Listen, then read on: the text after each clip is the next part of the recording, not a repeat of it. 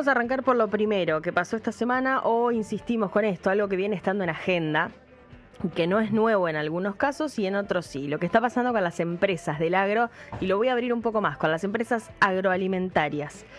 ¿Qué pasó este lunes? Arrancó la actividad judicial, terminó la feria judicial y entonces aparecieron algunos pedidos que podíamos prever, vamos a decir. ¿De qué hablo? De pedidos de concurso preventivo de acreedores. Por un lado, Sancor, la empresa láctea que ustedes ya conocen, que viene con años de arrastre entre controles de precio, restricciones, muchos conflictos laborales también, por supuesto, y ha sido noticia porque ha pedido, insisto, de forma preventiva el concurso de acreedores. Por otro lado, Nestlé esta semana, otra empresa láctea, también daba noticias que generaban muchas dudas. En el caso de Nestlé, la compañía habla de una decisión programada, pero básicamente en todo marzo, la planta que tiene en Villanueva, provincia de Córdoba, le va a dar vacaciones a los trabajadores y va a parar la producción. Ellos dicen que es por la necesidad de reducir volúmenes de producción por bajas que se están viendo en las exportaciones de lácteos y una adecuación a la demanda local, es decir, van a bajar la cantidad que producen porque le están vendiendo al mercado interno, pero las exportaciones están en baja, así que por eso es que la planta va a hacer esta asignación pendiente del goce de vacaciones a los trabajadores en marzo de este año. Eso con Nestlé. Y después, dos empresas que yo acá ya les nombré, de las que ustedes ya han leído seguramente algo, porque esta novela arrancó en diciembre.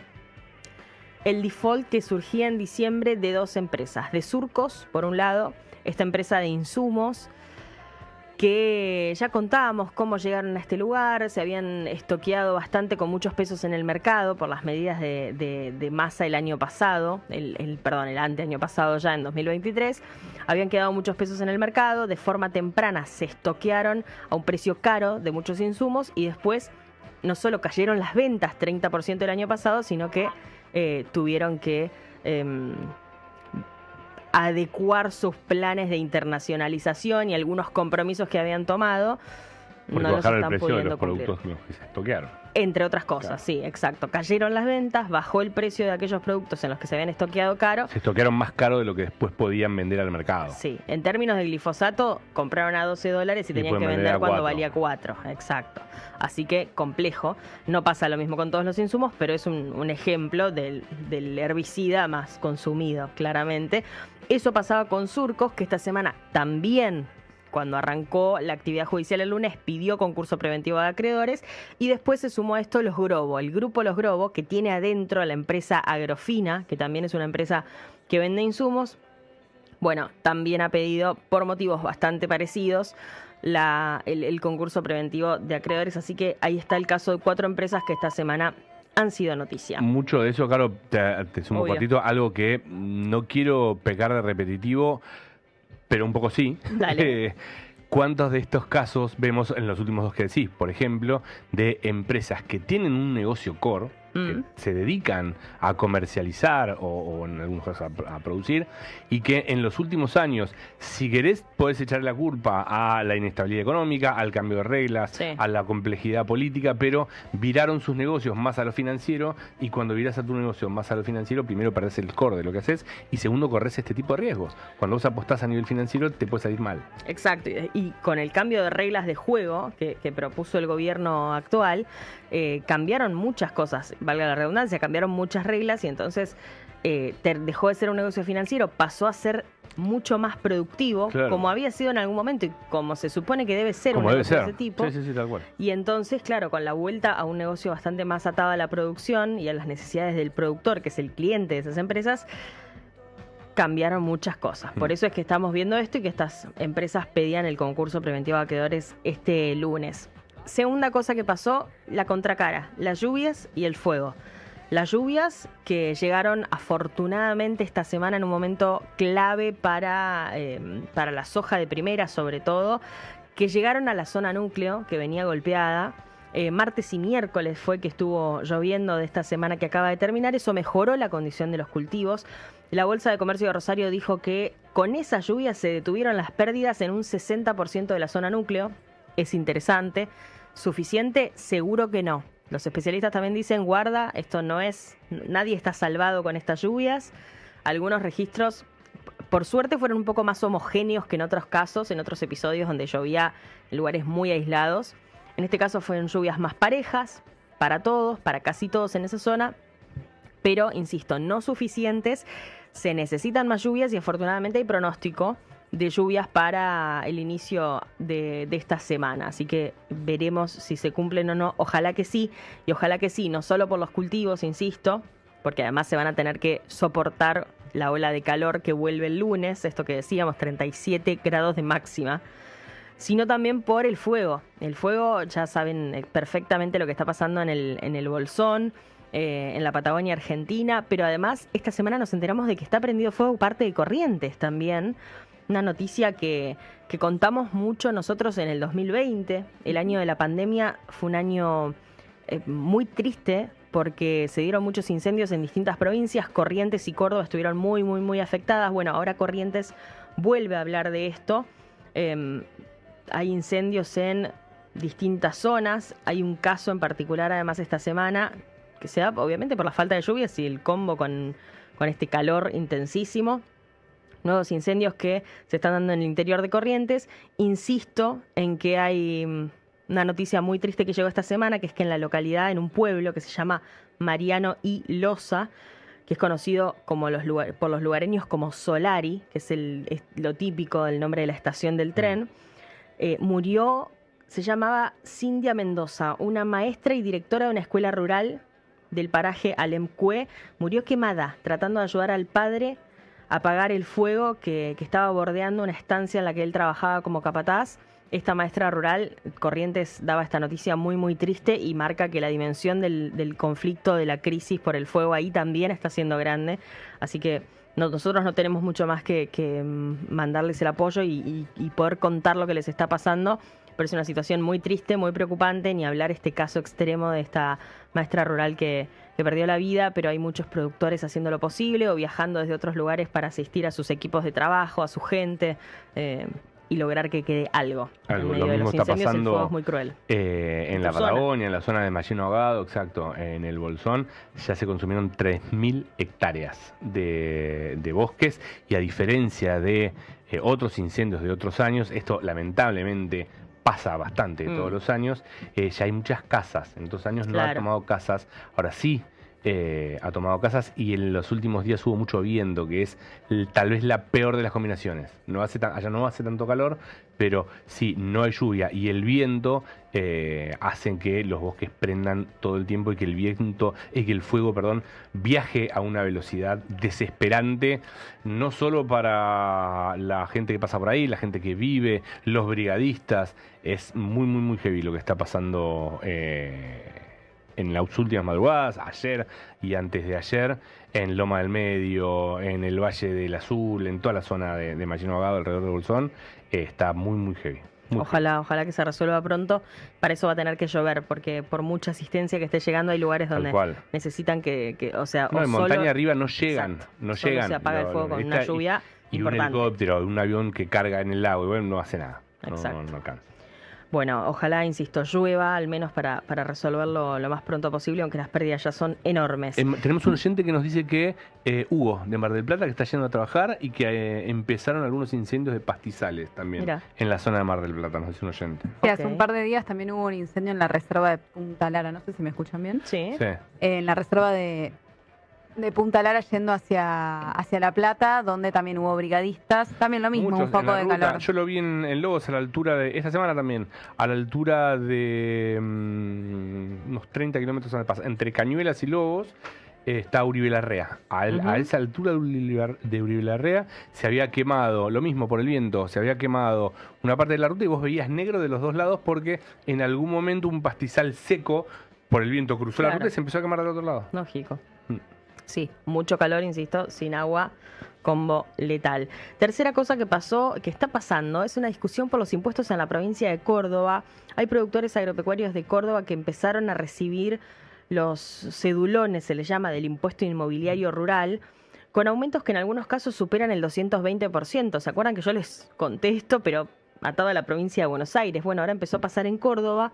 La legislatura provincial, hay que decirlo, aprobó un incremento de 189%.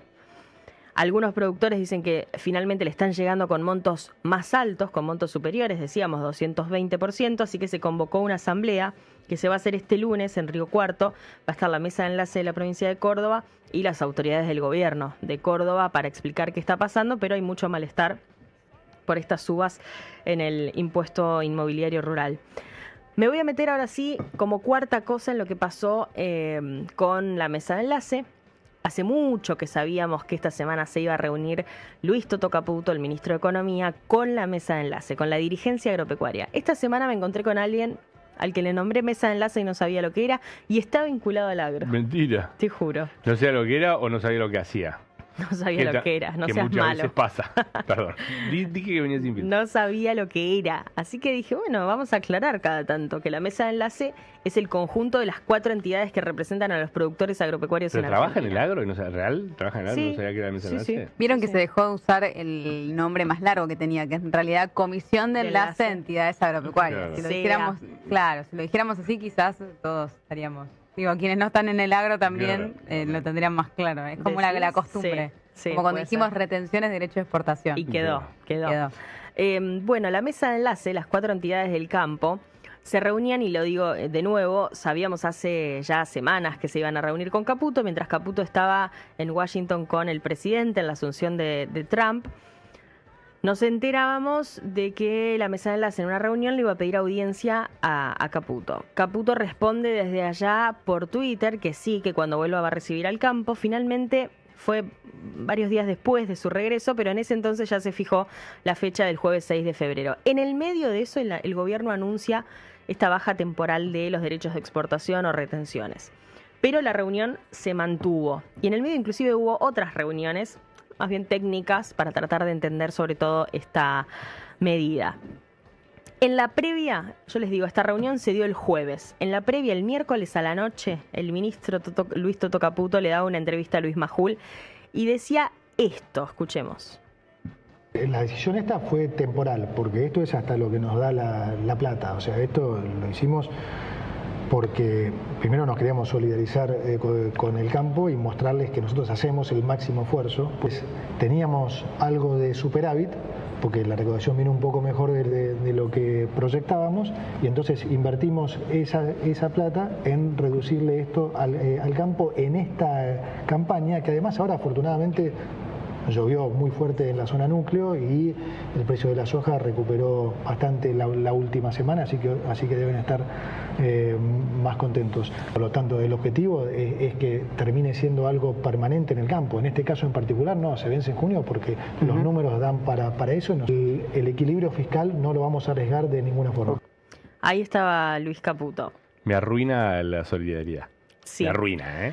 Hay dos cosas de esto. Yo subía el video a unos minutos de que terminara la entrevista, subía este recorte a las redes sociales y recibí innumerable cantidad de respuestas de mucha gente que conozco y otra que no, vinculada al agro, indignados sobre todo con dos términos, con el de solidaridad, que ya se habían indignado en su momento, cuando en el anuncio Claro. Caputo también había hablado de un gesto de solidaridad con el campo. Aparte se ve que no están viendo esas repercusiones Caputo, o le divierte, porque ya lo habían, se lo habían recriminado mucho. Che, no es solidaridad, me está sacando un poquito menos de plata de algo que es mío. Él había usado La también otro solidaridad es concepto otra en ese mismo cosa. discurso, que era justicia, Claro. y ahí con eso entendían un poco mejor, porque es bueno devolver algo Claro. que en realidad Y ahora es retrucó propiedad de los solidaridad. productores. Retrucó solidaridad queriendo explicar que lo hacían porque tenían en cuenta la cuestión de la baja del precio de los commodities y la falta de agua, y que eso estaba afectando la campaña gruesa, pero es muy claro cuando dice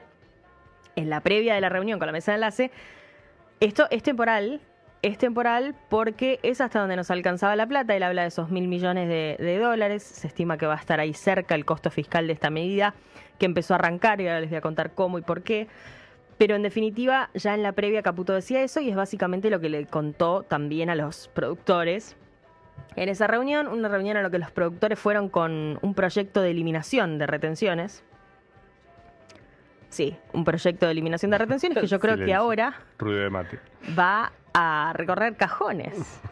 porque estamos hablando en otros términos. Estamos viendo si esta baja del 6%, el 7%, perdón, en el caso de la soja, vamos a ponerlo, o de 2,5% en el caso del maíz y del trigo, es temporal. Si sigue después de junio, imaginemos pensar una eliminación, de retenciones. Así que la mesa de enlace fue con esa propuesta. Después fue con algunas cuestiones más vinculadas a otros impuestos, mencionaron otros impuestos. Caputo habló no prometió, pero habló de empezar a eliminar en cuanto haya más superávit, en cuanto tengan un poco más de resto de plata, lo decían en esos términos, empezar a eliminar el impuesto al cheque, por ejemplo, que también le viene muy bien al campo y a otros negocios y a muchas empresas, pymes, a muchas personas, pero no hacía ninguna otra promesa, vamos a decir. ¿Qué otro tema le llevaron? Básicamente un pedido. Y me parece que esto fue como lo más atinado, si querés, o una línea en la que podría haber potencial. Este pedido de, ok, entendido todo lo que nos dicen, no hay más plata, se puede hasta acá, cuando tienen un poco de plata ponen en nosotros. Otro concepto de ese audio que escuchábamos recién que enojó bastante fue que Caputo decía, invertimos la poca plata que teníamos. Yo invierto. Claro, productores decían, ¿cómo invertimos? Si esa plata es nuestra, nos la sacan, nos dicen que es por un tiempo, ahora nos sacan un poquito menos, nos dicen también que es por un tiempo y sienten que están invirtiendo en el campo. Bueno, más allá de eso, de los conceptos, de las palabras que haya elegido el ministro de Economía, fue parte de la reunión y los productores, la dirigencia le decía, bueno, ministro, salgan ustedes al interior, salgan a explicarle a los productores agropecuarios qué están haciendo, qué es esta medida, por qué. Generen ustedes la confianza con los productores agropecuarios. Me parece que tiene que ver con lo que está pasando entre las bases, vamos a llamarlo así, y la dirigencia agropecuaria. Hay muchos productores que dicen la dirigencia no termina de saber transmitir qué es lo que está pasando en el campo. Vuelven con mensajes sin mayores novedades de esas reuniones. Muchas reuniones, todo el tiempo hay reuniones. La semana pasada hubo uno el miércoles. Pasó lo mismo, se fueron con definiciones parecidas. Esta semana se reunieron ya con Caputo en vez de con su equipo nada más y las conclusiones son similares. Entonces, las bases, los productores a los que las entidades representan les vienen diciendo, bueno, no alcanza, están representando bien al agro, algunos los acusan de ser como amigables con el gobierno y está mucho este planteo de si esto lo hubiese hecho otro color político, no estarían con la misma calma. Claro, te hago una consulta. Eso algunas bases. Voy a tratar de no generalizar porque la verdad es que, como en todo, hay opiniones, cientos de miles de personas y es muy diverso. Ahí, precisamente ahí quería entrar. ¿Quién es el que le dice al gobierno, salgan ustedes a explicarle a los productores porque muchas veces el mensaje no llega? ¿Quién de los 4 de la mesa de enlace decís? No quiero que prenda fuego a nadie. Digo, es la propia... O sea, quiero hacer foco en este detalle. Es la propia mesa de enlace está diciendo, salgan ustedes porque a nosotros no nos dan bola y no estamos cumpliendo nuestro rol como enlace entre los productores y las autoridades. Sí, que hay que decirlo, los dirigentes de la mesa de enlace son los que recorren, y lo tenemos clarísimo, todos los fines de semana y todas las semanas, las rurales del interior, las que charlan con los productores, las que reciben muchas veces, a veces sin mucho margen de acción también, honestamente, reclamos de muchos productores y tienen razón también los productores porque están pasando por una etapa, en este caso, muy, muy compleja. Pero sí, la propia mesa de enlace le dijo, bueno, ok, ustedes nos piden que le digamos al productor que venda la soja ahora porque hay un carry trade, que tiene una ventanita para vender porque subió un poco el precio, porque llovió algo y le va a servir. Y los productores dicen, no, pero pará, yo quiero saber cómo va a ser el segundo semestre, si esto sigue, si no, ¿por qué me obligan a vender algo que es mío? Al final no son cosas muy parecidas a las que hacía el kirchnerismo, cuando nos ponía $1 soja para que en un mes le vendamos todo y que nos conviniera solo por ese mes. Exacto. Bueno, están esos debates hoy. ¿Quién tiene razón? Un poco todos, lamentablemente, no por tibia, sino porque efectivamente todos tienen un poco de razón. El gobierno tiene la necesidad de dólares y a la vez el productor tiene una oportunidad seguramente para vender. ¿Es justo que tenga que vender así cuando en realidad cruzando una frontera a la que le van a poner un cerco de no sé cuántos metros, el productor cobra el valor total de lo que vale la soja? Y no, justo no es. Pero así estamos.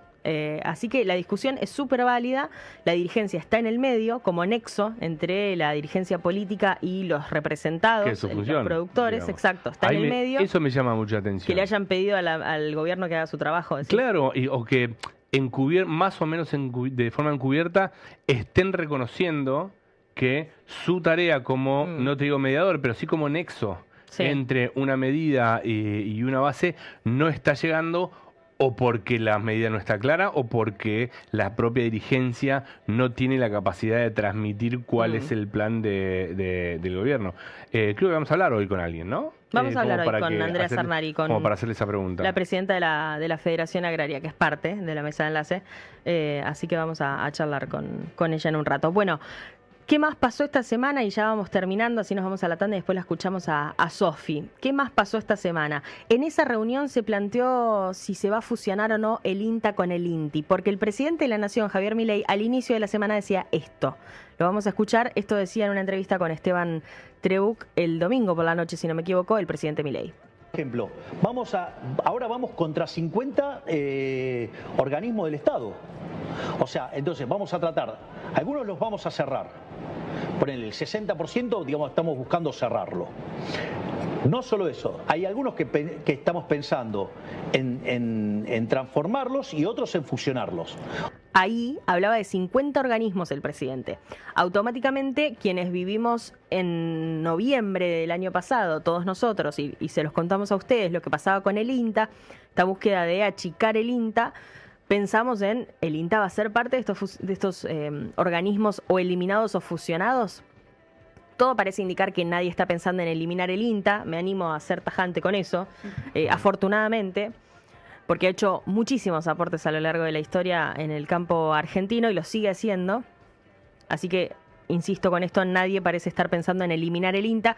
Sí se está hablando por estas horas de una fusión. En los organismos del Estado, los organismos vinculados a la producción, hay hermetismo, la verdad, no nos dan respuestas claras. Se sabe que hay algún proyecto en ese sentido y hoy todo parece indicar que la fusión sería INTA con INTI. INTA, Instituto Nacional de Tecnología Agropecuaria, INTI, Instituto Nacional de Tecnología Industrial. O sea, van a fusionar agroindustria en los Institutos Nacionales de Tecnología. Veremos qué pasa con eso. La mesa de enlace le preguntó por esto y me pareció muy bueno que lo hayan hecho, que hayan llevado este tema a la mesa, porque a veces la coyuntura nos saca de otros temas importantes. La mesa de enlace le preguntó por esto al ministro Caputo y a los funcionarios del gobierno y le dijeron, lo estamos estudiando, ni sí ni no, lo estamos estudiando y van a tener novedades de esto antes del final de febrero. Esa también es una definición porque parece que el gobierno quiere avanzar rápido con esto. Vamos a ver qué queda en el camino. Lo estamos estudiando es como a los jugadores de fútbol, a los técnicos, se le dice, bueno, no descartó. Bueno, no descartar va a pasar. Sí, naturalmente. Y de fusionarse habría que ver también cómo queda la jerarquía del organigrama, ¿no es cierto? Claro. Porque en realidad el INTI también toca áreas que no tienen que ver con lo agro. Cualquier proyecto industrial de fomento de investigación va para el INTI.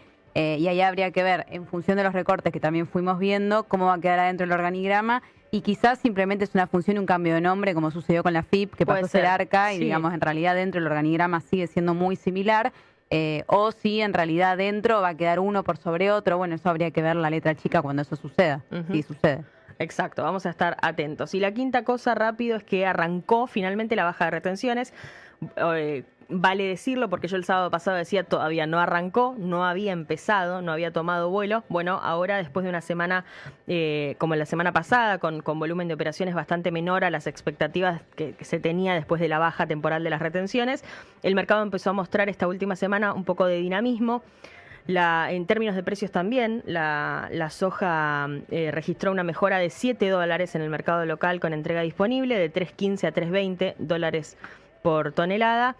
La operatoria, desde que se oficializó la medida, ya acumula, al menos, ahí es cuando arrancó, acumula casi 2 millones de toneladas de soja y 1,7 millones de toneladas en maíz.